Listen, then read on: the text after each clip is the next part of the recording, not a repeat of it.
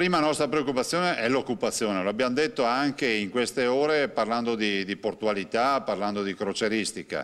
Zaia e la CGIL sono sulla stessa lunghezza d'onda quanto all'ipotesi che Eni lasci Porto Marghera. La riconversione resta l'unica via per scongiurare la perdita di circa 600 posti di lavoro. Di chiusura invece non si deve parlare perché le ripercussioni sarebbero come un uragano per decine di famiglie.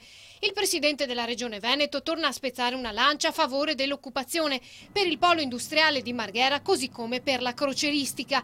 Si continua ad investire invece di pensare a chiudere o spostare, dice, perché le partite sono grosse anche in termini di ritorno economico. Marghera noi non la interpretiamo come un grande campo da golf con le margherite, ma Marghera deve restare una realtà produttiva della manifattura che è la vera sfida, per cui bisogna continuare a investire e ben vengano tutti gli investimenti che vanno in questa direzione. Sicuramente non condividiamo le azioni di chi vuol chiudere.